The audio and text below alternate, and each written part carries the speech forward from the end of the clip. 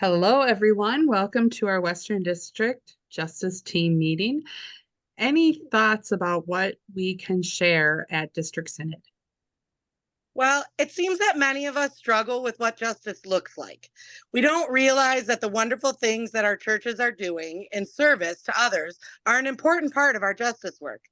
Jesus was always helping out those in need, and we are to follow his example. You're right. We excel in service, but Jesus also challenged the authorities with the injustice that he saw in his day, as in his call to let the oppressed go free, to proclaim the year of Jubilee. We often don't go the next step to address some of the root causes of the problems that people are dealing with. I agree.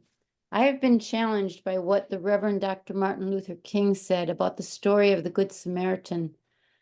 On the one hand, we are called to play the Good Samaritan on life's roadside, but that will only be an initial act. One day we must come to see that the whole Jericho road must be transformed so that men and women will not be constantly beaten and robbed as they make their journey on life's highway. That's an important point, but those are harder steps to take. Doing service projects feels good. They're easy, and we can see the results of our efforts immediately. To address root causes, one has to recognize the broader systemic issues and factors and why people are suffering, and sometimes our own complicity in those systems. I think many of our people share those concerns. Both service and addressing the broader root causes are needed, but it's hard to know where to begin. There is such a wide diversity in the problems people are facing today. Perhaps we start with a simple question like, why do people not have enough food? When we can join with others already working on those issues. I mean, some of our churches are working in areas like food insecurity, racial justice, housing needs, prison ministry, immigration. Our justice team can lead workshops, meet with congregations, and continue to provide resources to help people grow around a need about which they're passionate.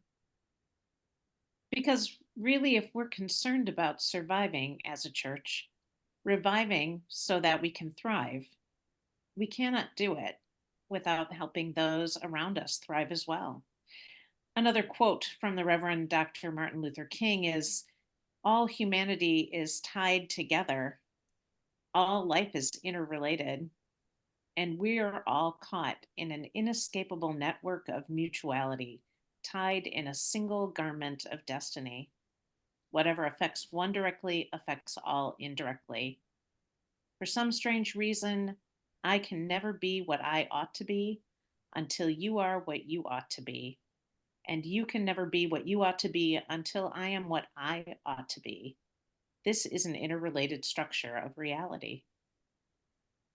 So, what are the next steps for ourselves, our congregations, our church?